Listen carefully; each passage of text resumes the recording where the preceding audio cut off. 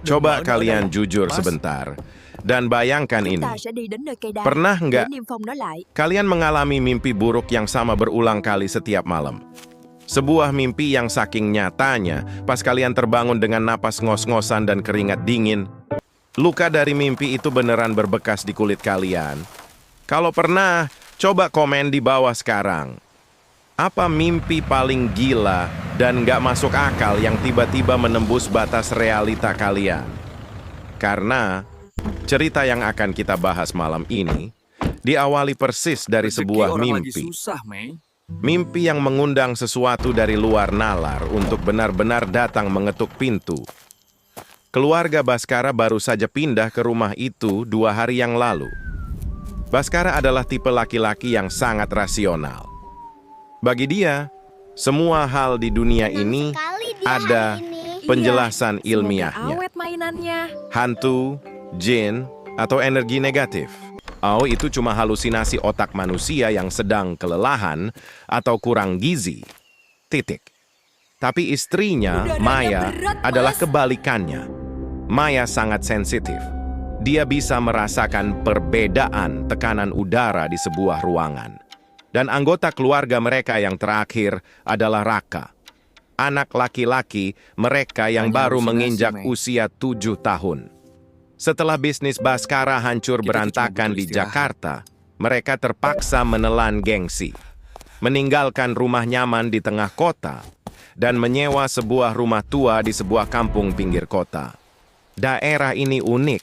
Di depan gang masih terlihat hiruk-pikuk aspal kota, tapi begitu masuk ke dalam, suasananya langsung berubah.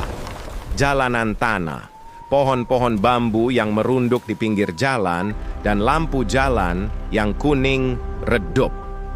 Rumah kontrakan mereka lumayan besar. Sangat besar malah untuk harga sewanya yang kelewat murah. Baskara tentu saja merasa menang banyak. Rezeki orang lagi susah, Mei, kata Baskara waktu itu sambil tersenyum puas.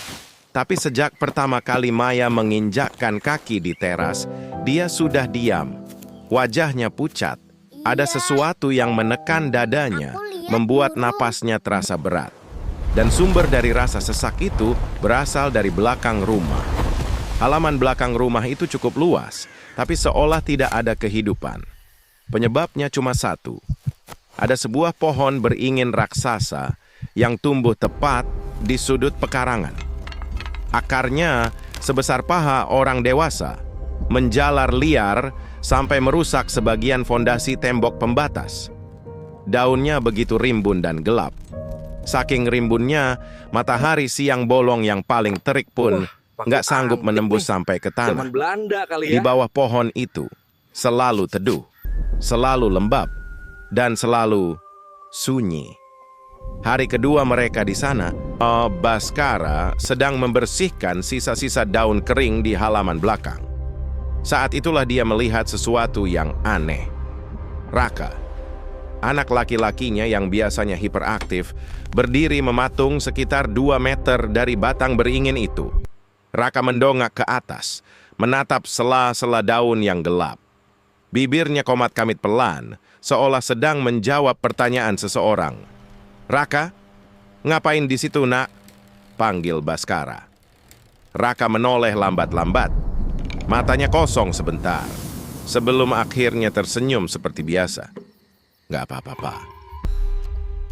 Cuma lihat burung. Baskara yang sangat logis, tentu saja tidak memikirkan hal lain. Imajinasi anak-anak, batinnya. Dia kembali menyapu. Namun saat sapu lidinya menyapu tanah di sela-sela akar beringin yang mencuat, ujung sapunya tersangkut sesuatu. Baskara berjongkok. Ada sebuah benda yang tertanam setengah di dalam tanah merah itu. Dengan sedikit tenaga, Baskara mencabutnya. Sebuah paku. Tapi ini bukan paku bangunan biasa. Paku itu sebesar jempol orang dewasa, sangat tebal, dan permukaannya dipenuhi karat hitam. Yang membuatnya tidak biasa. Di bagian kepala paku tersebut, terlilit sebuah benang merah yang sudah membusuk, berbau anyir dan apek, menyatu dengan aroma tanah basah. Orang dengan insting normal pasti akan membuang benda aneh itu jauh-jauh. Entah membuangnya ke sungai atau membakarnya. Tapi ingat, Baskara adalah pria dengan logika di atas segalanya. "Wah, paku antik nih. Zaman Belanda kali ya?" gumam Baskara. Tanpa pikir panjang, dia membersihkan tanah dari paku itu, membawanya masuk ke dalam rumah, dan meletakkannya di atas meja kerjanya. Niatnya sederhana, untuk dijadikan penindih kertas-kertas tagihan. Dia sama sekali tidak sadar bahwa hari itu, tangannya sendiri baru saja mencabut sebuah kunci dari gembok yang sudah tertutup rapat selama puluhan tahun. Malam itu adalah malam pertama Paku Karatan. Itu tidur bersama mereka di bawah satu atap. Pukul 02.15 pagi. Udara kampung yang biasanya sejuk, malam itu terasa berbeda. Udara di dalam kamar tidur utama, yang posisinya langsung menghadap ke halaman belakang, tiba-tiba anjlok. Dinginnya bukan seperti aci, tapi dingin yang aneh. Dingin yang membuat bulu kuduk berdiri perlahan dari tengkuk hingga ke punggung. Baskara terbangun. Tenggorokannya kering dan dia merasa harus ke kamar mandi. Keadaan di luar sangat sunyi. Tidak ada suara jangkrik. Tidak ada suara motor lewat. Benar-benar hening yang mematikan telinga. Baskara baru saja menggeser selimutnya dan bersiap duduk di tepi kasur. Tiba-tiba, di tengah kesunyian total itu, dia mendengarnya. Suaranya sangat pelan, sangat berhati-hati. Tapi karena suasana terlalu sepi, suara itu terdengar sangat jelas di telinga Baskara. Berasal dari kaca jendela kamar yang langsung menghadap ke pohon beringin. Srek. Baskara menghentikan gerakannya. Napasnya tertahan. Srek. Itu bukan suara ranting pohon yang tertiup angin. Itu adalah suara sesuatu yang keras, tajam, seperti kuku panjang yang sedang digoreskan perlahan-lahan dari atas ke bawah di permukaan kaca bagian luar. Srek. Baskara menelan ludah. Dia menoleh pelan-pelan ke arah jendela di mana celah gorden sedikit terbuka, memperlihatkan kegelapan total halaman belakang rumahnya. Sesuatu sedang berdiri di balik kaca itu. Aduh, Baskara menahan Mari napas. masuk, Pak RT. Matanya lekat ya? menatap celah gorden di jendela kamarnya. Srek. Bunyi itu terdengar lagi. Lemah tapi tajam. Baskara dengan segala kelogisannya menolak untuk panik. Dia meyakinkan dirinya sendiri, paling cuman ranting beringin yang kegesek kaca gara-gara angin. Dia menarik napas panjang, membalikkan badan, dan mencoba memejamkan mata lagi. Dia menolak bangun. Dia menolak mengecek. Logikanya adalah tameng utamanya. Tapi, alam sepertinya nggak mau membiarkan keluarga ini tidur nyenyak. Itu cuma pohon. Baru sekitar 15 menit Baskara menutup mata, udara di dalam kamar perlahan berubah. Ada aroma yang menyelinap masuk dari celah bawah pintu dan ventilasi. Awalnya samar-samar. Baunya manis, sangat khas, seperti bau singkong bakar. Maya yang tidur membelakangi Baskara mulai gelisah. Keringat dingin merembes di kening dan lehernya. Bau singkong bakar di jam 2 pagi di kampung pinggir kota. Ya, mungkin terdengar biasa saja bagi orang awam. Tapi masalahnya bau manis itu perlahan membusuk. Berubah drastis menjadi bau anyir yang sangat menyengat, dicampur dengan aroma bulu binatang yang dibakar. Sangat pekat. Saking pekatnya sampai bikin perut mual dan kepala pusing. Bersamaan dengan bau itu, dari kejauhan terdengar suara anjing milik tetangga sebelah. Bukan menggonggong marah, tapi melolong panjang. Au! Lirih, menyayat hati, dan suaranya jelas mengarah ke satu titik. Halaman belakang rumah Baskara, tepat ke arah pohon beringin raksasa yang menaungi rumah mereka. Maya terbangun dengan napas tersengal-sengal. Matanya membelalak lebar, menatap langit-langit kamar yang gelap gulita. Jantungnya berdebar brutal di dalam dada, seolah mau meledak. Dalam hati, Maya menjerit pedih. Tuhan, tolong, bayangan itu lagi. Dia datang lagi. Ini bukan pertama kalinya dia bermimpi buruk sejak mereka menginjakkan kaki di rumah ini. Di dalam mimpinya barusan, Maya melihatnya dengan sangat jelas. Sesosok bayangan hitam raksasa setinggi atap rumah.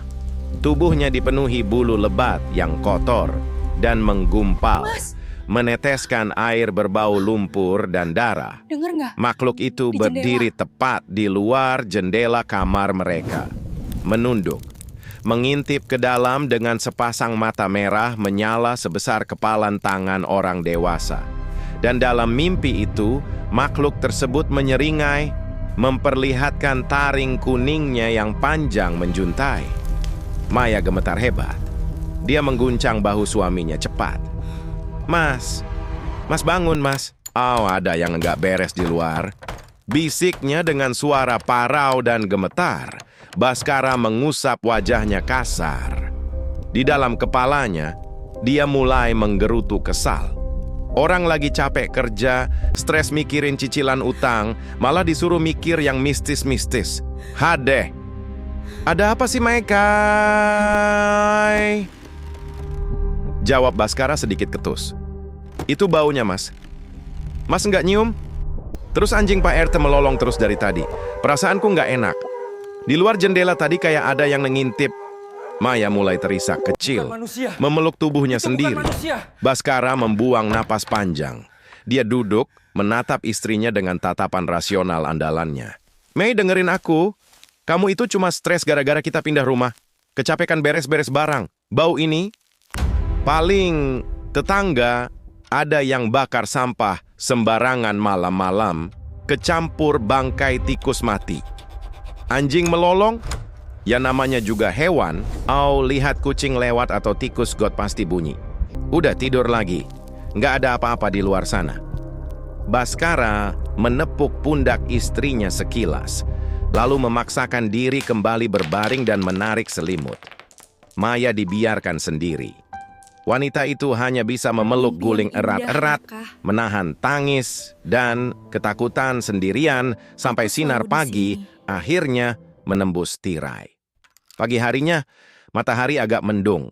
Udara di dalam rumah masih terasa lembab dan berat. Baskara bangun lebih dulu karena merasa haus. Tenggorokannya serak. Dia berjalan keluar kamar, berniat mengambil air dingin di kulkas dapur. Dapur rumah itu terletak di bagian paling belakang, terhubung langsung dengan sebuah pintu kayu tua yang mengarah lurus ke halaman pohon beringin. Sambil menguap lebar, Baskara melangkah masuk ke dapur. Tapi langkahnya mendadak terhenti. Dia merasakan sesuatu yang basah, dingin, dan berpasir menempel di bawah telapak kaki telanjangnya. Dia menunduk. Lumpur. Ada ceceran lumpur hitam yang basah dan berbau apa di lantai dapur yang terbuat dari tegel jadul itu. Baskara mengerutkan kening. Matanya mengikuti jejak lumpur tersebut. Jejak itu berasal dari arah pintu belakang. Pintu kayunya terlihat masih tertutup rapat, tapi memang ada sedikit celah di bagian bawahnya karena dimakan usia. Otak logis Baskara langsung bekerja cepat mencari pembenaran. Wah, sialan. Pasti ada anjing liar atau orang gila nyari makan masuk lewat celah pintu nih pas malam. Batinnya kesal. Atau atap bocor? Nggak mungkin. Semalam nggak ada hujan sama sekali. Dia melangkah mengambil kain pel di sudut dapur. Sambil terus mengomel sendiri, Baskara berjongkok untuk mengelap kotoran menjijikkan itu. Dasar rumah kampung, masih banyak hewan liar sembarangan masuk. Gerutunya pelan. Namun saat tangannya bersiap mengusap lantai, gerakannya membeku total. Ujung kain pelnya menggantung di udara. Matanya menyipit, menatap lebih lekat ke arah ceceran lumpur di dekat kaki meja makan. Ruangan dapur tiba-tiba terasa jauh lebih dingin dari sebelumnya. Itu bukan sekadar ceceran lumpur acak yang dibawa oleh sepatu atau kaki hewan liar. Itu adalah sebuah jejak yang tercetak sempurna. Tapi, itu bukan jejak kaki anjing, bukan jejak tapak kucing, dan jelas, bukan jejak sepatu manusia biasa yang memakai sandal. Baskara menelan ludah, tenggorokannya mendadak terasa sakit dan kering. Jejak lumpur itu berbentuk telapak kaki telanjang, lengkap dengan 5 jari yang menancap jelas di permukaan tegel. Hanya saja, ukuran jejak itu sama sekali tidak masuk akal. Lebarnya hampir setengah meter, sangat besar, kasar, dan bentuk kukunya terlihat menancap tajam. 3 kali lipat lebih besar dari kaki orang dewasa normal manapun, dan yang membuat darah Baskara berdesir hebat. Arah jejak kaki raksasa itu tidak menuju ke kulkas atau meja makan. Jejak itu mengarah lurus, tepat ke pintu kamar tempat Raka, anak laki-lakinya, tertidur lelap. Sementara itu tanpa ada yang menyadari, di atas meja kerja Baskara di ruang tengah, paku karatan dengan lilitan benang merah itu sedikit bergeser dari posisi awalnya. Pernah dengar pepatah lama, di mana bumi dipijak, di situ langit dijunjung. Intinya sederhana. Kalau kita numpang di tempat baru, kita harus hormati aturan main di sana. Mau itu aturan yang bisa dijelaskan dengan akal sehat, atau aturan yang sama sekali nggak bisa dicerna oleh logika. Sore itu, di hari ketiga mereka pindah. Rumah mereka kedatangan tamu. Pak RT setempat mampir untuk sekadar basa-basi menyapa warga baru. Duduklah mereka bertiga di ruang tamu yang belum rapi, ditemani teh hangat buatan Maya. Tapi anehnya selama ngobrol, mata Pak RT nggak pernah bisa lepas menatap ke arah lorong yang tembus ke pintu belakang. Tepat ke arah pohon beringin raksasa yang daunnya seolah menutupi cahaya matahari itu. Wajah orang tua itu kelihatan tegang. Berkali-kali dia menghela napas panjang. Setelah berdeham pelan, Pak RT memajukan badannya. Suaranya sengaja dipelankan, seolah takut ada yang menguping. Mas Baskara, Mbak Maya, maaf ya kalau saya terkesan lancang. Tapi di kampung ini warga masih pegang pantangan lama. Apa itu? Terutama, soal pohon beringin di belakang rumah sampeyan itu. Baskara tersenyum sopan, walau dalam hati dia sudah memutar bola mata malas. Mulai deh kliniknya orang kampung, batinnya meremehkan. Pak RT menatap Baskara tajam. Tatapan mata yang mengisyaratkan bahwa ini bukan sekadar dongeng pengantar tidur. Tolong diingat baik-baik pesan saya ini, Mas. Jangan pernah, sekalipun, bakar sampah di bawah pohon itu pas maghrib. Dan satu lagi, kalau tiba-tiba dengar suara burung gagak dari arah dahan pohon itu, secepatnya tutup semua jendela belakang. Jangan ada yang berani ngintip keluar. Biarkan saja. Maya langsung pucat pasi. Dia meremas ujung bajunya dengan tangan gemetar. Tapi Baskara cuma mengangguk sekilas, tersenyum kecil. Oh, siap Pak RT. Aman kok. Saya juga orangnya sibuk. Jarang di rumah kalau sore. Baskara menganggap peringatan itu cuma angin lalu. Dia lupa, kesombongan seringkali menjadi tiket VIP menuju sebuah petaka. Akhir pekan tiba. Hari itu Baskara lagi pusing bukan main. Kliennya membatalkan proyek secara sepihak, tagihan pinjaman mulai menumpuk, dan saat dia berjalan ke dapur untuk merokok, dia menatap ke halaman belakang. Daun-daun kering dari pohon beringin itu rontok parah, memenuhi seluruh pekarangan rumah. Sangat berantakan. Emosi Baskara yang sedang labil langsung memuncak. Sambil ngedumel, dia mengambil sapu lidi. Dia menyapu kasar semua daun kering itu, mengumpulkannya jadi satu gundukan besar. Tepat di antara sela-sela akar beringin yang mencuat sebesar paha itu. Tanpa dia sadari, langit mulai berubah warna. Semburat jingga kemerahan perlahan menggelap. Udara sore yang tadinya normal mendadak jadi sumuk, gerah, lengket, dan bikin napas terasa berat. Dari dalam rumah, Maya berteriak panik dari jendela dapur. Mas Baskara, udah mau maghrib mas, masuk. Ingat kata Pak RT kemarin. Baskara yang lagi sumpek merespons dengan nada tinggi. Halah mitos, Mei. Kalau nggak dibakar sekarang besok numpuk lagi. Keburu hujan ini mumpung kering. Pria yang selalu mendewakan logika itu mengeluarkan korek api dari saku celananya. Dia memantik api dan melemparnya ke tumpukan daun kering itu. Api langsung menyambar ganas. Asap putih tebal mengepul ke udara, menggulung naik menyusup ke sela-sela dahan beringin yang rimbun dan gelap. Dan tepat di detik api itu membesar. Dari kejauhan, terdengar suara gemerisik dari speaker masjid kampung. Suara tarhim mulai berkumandang. Waktu maghrib, waktu di mana batas antara dunia manusia dan dunia mereka menjadi sangat tipis telah tiba. Saat itulah alam seolah berhenti bernapas. Angin yang tadi meniup-niup dedaunan mendadak mati. Hening, benar-benar hening yang terdengar cuma suara gemeletuk api yang melahap daun.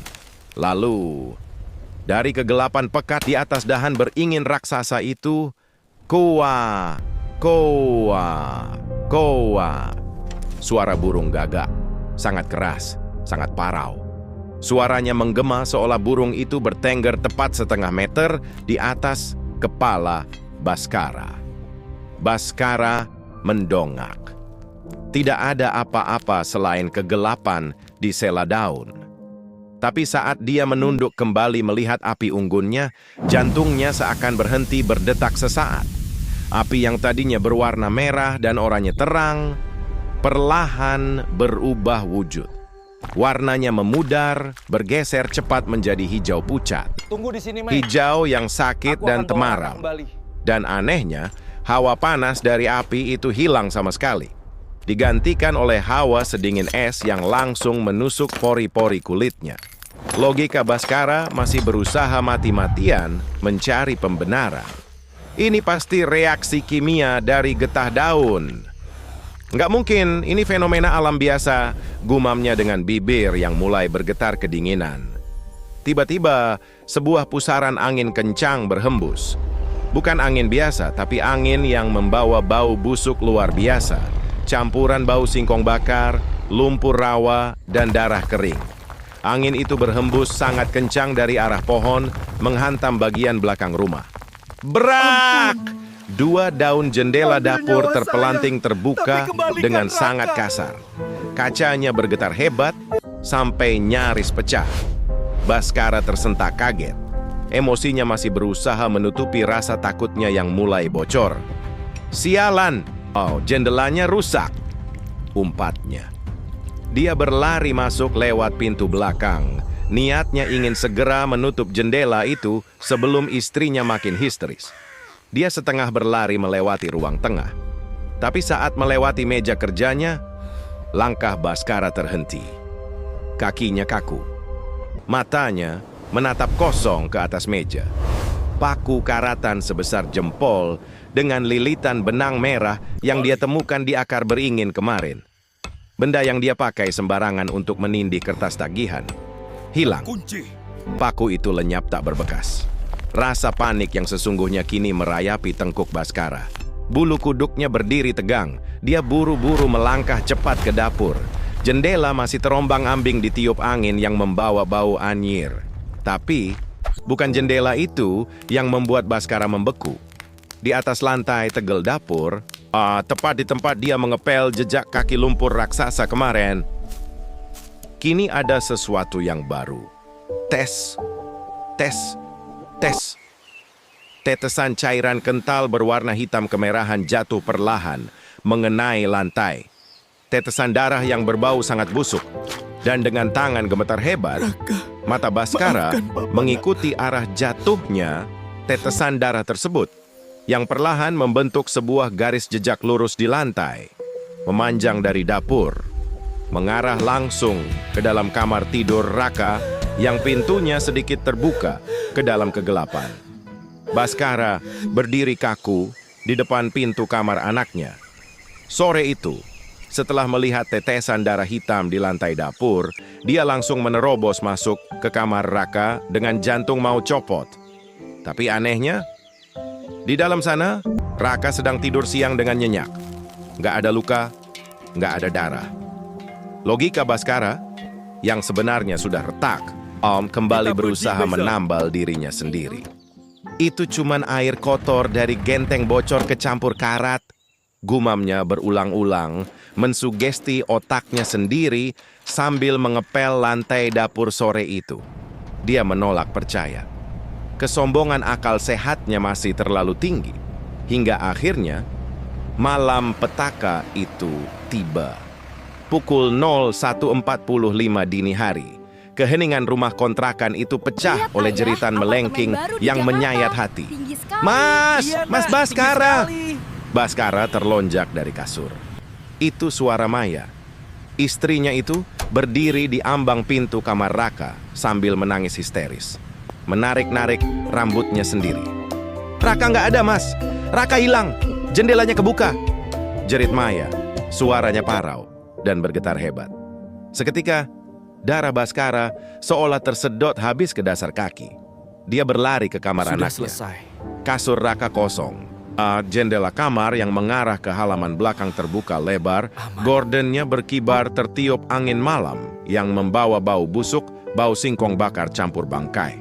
Otak Baskara langsung memproses dengan cepat. Penculik! Pasti ada orang gila atau penculik masuk lewat jendela. Dia menyambar tongkat bisbol aluminium dari sudut lemari.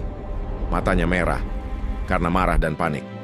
Kamu diam di sini, Mei. Kunci pintu. Teriaknya sambil berlari menuju bagian belakang rumah.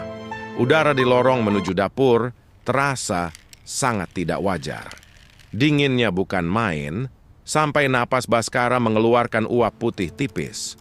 Bau anyir darah dan bulu terbakar semakin pekat membuat perutnya mual bukan main. Baskara tiba di dapur. Jendela yang tadi sore rusak ditiup angin aneh kini tertutup. Tapi pandangan Baskara tertuju pada pintu kayu belakang yang mengarah ke halaman pohon beringin.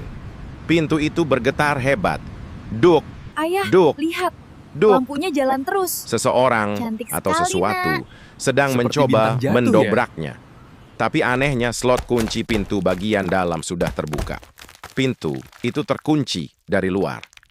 Heh, siapa di luar? Balikin anak gue, bangsat! Teriak Baskara kalap. Menggenggam tongkat bisbolnya erat-erat, siap mengayun. Bau ini lagi. Tapi jawaban dari luar sama sekali bukan suara manusia. Ger! Sebuah geraman rendah, berat, dan basah terdengar. Suaranya bergema hingga membuat lantai tegel di bawah kaki Baskara ikut bergetar. Itu bukan suara anjing, bukan suara harimau. Itu suara dari pita suara berukuran raksasa yang tidak berasal dari dunia ini. Lalu, serak kakak, pintu kayu jati tua yang tebal itu meledak ke dalam. Serpihan kayunya berhamburan mengenai wajah Baskara. Baskara terhuyung mundur. Matanya terbelalak lebar, napasnya tercekat di tenggorokan. Tongkat bisbolnya nyaris terlepas dari genggaman. Dari celah pintu kayu yang jebol robek itu, menyembul masuk jari-jari hitam legam. Dengan kuku panjang yang melengkung tajam, bernanah, dan dipenuhi tanah kuburan. Kuku itu mencengkeram sisa pintu kayu seolah itu cuma selembar kertas. Dan di balik lubang pintu itu, menunduk menatapnya, sepasang mata merah menyala sebesar bola tenis.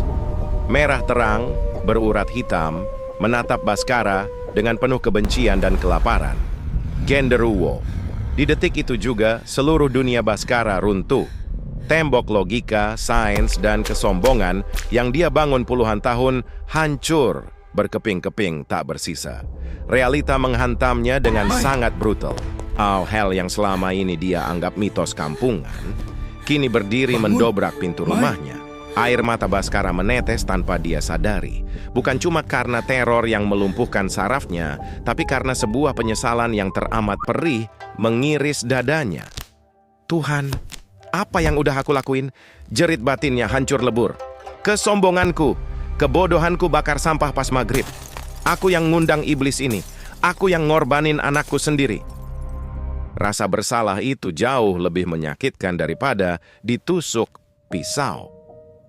Melalui celah jendela dapur yang kacanya retak di bawah cahaya bulan yang pucat temaram, Baskara melihat pemandangan yang akan menghantui sisa hidupnya.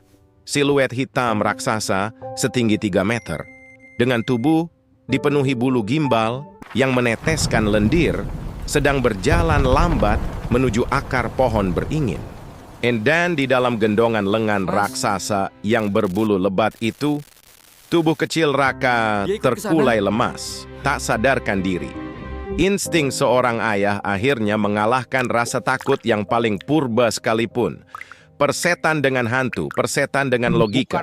Itu anaknya. Rumah, Mas. Tapi soal janji. Baskara berteriak histeris. Dia menerjang sisa pintu yang jebol, menghancurkannya dengan bahunya, dan melompat ke halaman belakang yang gelap gulita.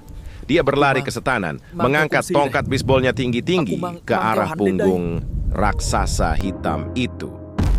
Namun, alam gaib punya aturan mainnya sendiri. Baru 3 langkah Baskara mendekati zona di bawah pohon beringin, makhluk raksasa itu menoleh sedikit. Mata merahnya berkilat marah. Tiba-tiba sebuah gelombang angin sedingin es menghantam dada Baskara dengan kekuatan setara truk yang melaju kencang. Brak! AS tubuh Baskara terlempar ke udara sejauh 2 meter sebelum akhirnya menghantam tembok pembatas rumah dengan suara berderak keras. Tulang rusuknya serasa remuk. Dia jatuh tersungkur ke tanah berlumpur, memuntahkan darah segar dari mulutnya. Pandangannya mulai kabur. Telinganya berdenging keras. Di sisa-sisa kesadarannya yang mulai memudar, di tengah rasa sakit yang melumpuhkan, memori Baskara tiba-tiba berputar cepat. Dia teringat mejanya yang kosong. Saya salah. Dia teringat benda yang dia cabut dari akar pohon ini kalian di hari pertama. Paku karatan dengan lilitan benang merah. Baskara terbatuk keras. Darah kental keluar dari sela bibirnya. Tubuhnya remuk. Tulang rusuknya seakan ada yang patah akibat hantaman tak kasat mata barusan. Tapi di tengah rasa sakit yang melumpuhkan itu, otaknya mendadak jernih. Sepotong ingatan menghantamnya sekeras benturan ke tembok tadi. Paku karatan, benang merah, benda yang hilang dari meja kerjanya. Baskara menyeret tubuhnya yang setengah mati rasa, merayap di atas tanah yang dingin dan berlendir. Matanya liar mencari. Dia merangkak kembali ke arah pintu dapur yang hancur.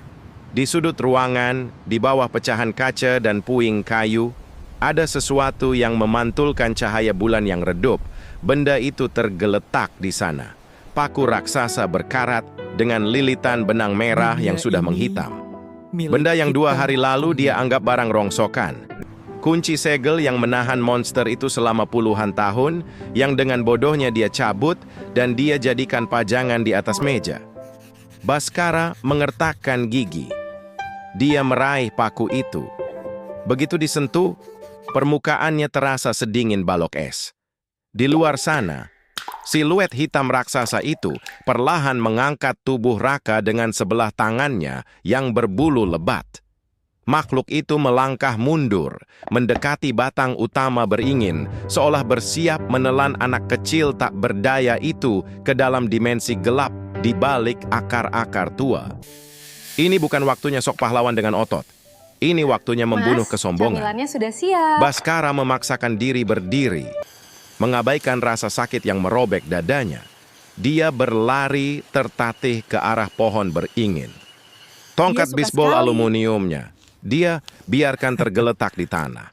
Logikanya, kita bisa santai egonya, sedikit. rasa paling pintarnya, semua dia buang jauh-jauh malam itu. Tepat di depan akar raksasa yang mencuat, Baskara menjatuhkan dirinya. Dia berlutut, merunduk serendah-rendahnya sampai keningnya hampir menyentuh tanah berlumpur yang bau busuk. Di hadapan Lihat, entitas Ayah. gaib yang menjulang Lampunya mengerikan menyala itu, semua. seorang ayah yang Cantik tadinya sekali, tidak Nak. percaya Tuhan maupun setan, kini menangis sejadi-jadinya, hancur lebur. Ampun! Suara Baskara bergetar hebat, pecah oleh isak tangis yang memilukan. Saya yang salah, saya yang sombong, tolong ambil nyawa saya kalau mau. Tapi jangan anak saya. Kembalikan anak saya. Terima kasih đã Saya bảo vệ mohon. chúng tôi. Sambil menangis meraung, Baskara mengarahkan paku karatan itu tepat ke lubang tanah, bergetah tempat dia mencabutnya 3 hari lalu. Tanah di sela akar itu sangat keras. Tapi Baskara menekan kepala paku itu dengan telapak tangan telanjangnya. Terus menekan, mendorong sekuat tenaga. Krak! Kulit telapak tangannya robek. Darah segar Baskara mengucur membasahi paku dan benang merah itu. Dia menancapkannya sampai ambles seutuhnya ke dalam urat akar beringin. Sebuah sumpah terucap tulus dalam hatinya. Saya berjanji akan selalu menghormati kalian yang tak kasat mata. Detik itu juga, alam bereaksi. Selamat malam. Angin kencang yang sedingin es mendadak berhenti berhembus. Geraman berat dari genderuwo itu seketika berubah menjadi jeritan melengking yang memekakkan telinga. Aku berangkat dulu. Suaranya seolah menyayat ruang dan waktu, membuat telinga berdenging sakit.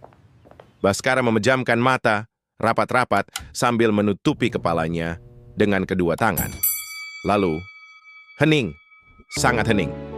Suara jangkrik malam yang berhari-hari hilang, perlahan kembali terdengar bersahutan. Baskara membuka mata perlahan. Siluet raksasa berbulu lebat dengan mata merah menyala itu lenyap. Benar-benar hilang, seolah tersapu angin malam, menyisakan kepulan kabut tipis yang berbau tanah basah. Dan di atas gundukan daun kering di bawah pohon, Raka tergeletak aman. Anak itu hanya pingsan. Napasnya teratur, tanpa luka segores pun di tubuhnya. Baskara merangkak maju, mendekap erat tubuh anaknya sambil menangis tersedu-sedu. Maya yang sejak tadi terkunci di dalam rumah, akhirnya berhasil mendobrak sisa pintu, ikut berhamburan memeluk suami dan anaknya di tengah dinginnya malam. Malam itu, di bawah bayang-bayang pohon beringin, keluarga itu berpelukan, menangisi kebodohan mereka, sekaligus mensyukuri kesempatan kedua yang diberikan. Pagi harinya, Lebih besar dari begitu apa yang matahari kita terbit, bayangkan. Baskara langsung memanggil truk pindahan. Tanpa pikir panjang, mereka mengemasi barang-barang penting seadanya. Mereka meninggalkan rumah kontrakan luas itu untuk selamanya, merelakan sisa uang sewa hangus begitu saja. Pengalaman malam jahanam itu mengubah hidup Baskara 180 derajat. Pria yang dulunya mendewakan sains dan meremehkan hal mistis itu, kau kini belajar satu pelajaran hidup yang paling berharga. Di alam semesta ini, manusia bukanlah satu-satunya penghuni. Ada batas-batas kasat mata yang tidak boleh dilewati secara sembarangan. Ada larangan yang harus selalu dihormati dimanapun kita berpijak. Demi melindungi keluarganya, Baskara akhirnya belajar untuk menundukkan ego pada hal-hal yang tidak bisa dihitung oleh rumus. 1 minggu berlalu. Mereka pindah ke sebuah apartemen modern kelas menengah di tengah kota. Tempat yang terang, benderang, aman. Logis, jauh dari pohon beringin tua, jauh dari suasana kampung yang temaram, dan pastinya jauh dari mitos. Keluarga itu mulai pulih perlahan-lahan, healing. Raka kembali ceria seperti biasa. Maya sudah tidak pernah lagi memimpikan monster berbulu itu, dan Baskara merasa sudah berhasil menyelamatkan keluarganya dari maut. Tapi, coba kalian dengar baik-baik sebelum saya benar-benar menutup cerita malam ini. Baskara memang merasa sangat lega. Dia pikir dengan pergi meninggalkan rumah tua itu berarti dia sudah memutus kutukannya. Dia pikir monster bermata merah itu sudah kembali terkunci selamanya di bawah akar pohon beringin berkat paku berdarah itu. Dia mungkin nggak sadar satu hal. Di apartemen barunya, di lantai 12 yang sangat tinggi, bersih, dan dijaga ketat oleh security itu. Saat malam tiba, dan lampu lorong perlahan meremang di bagian luar pintu kayu unit apartemen mereka. Tepat di tengah-tengah daun pintu, kini ada 3 garis goresan kuku yang menancap sangat dalam. Goresan yang masih sangat baru, seolah baru saja dicakar oleh tangan raksasa. Dan dari sela-sela serpihan kayunya meneteskan sedikit lendir hitam yang berbau singkong bakar. Jadi apakah kalian pikir teror ini benar-benar sudah berakhir, atau makhluk itu sekadar ikut pindah? Kalian sendiri yang simpulkan. Sampai jumpa di cerita malam berikutnya.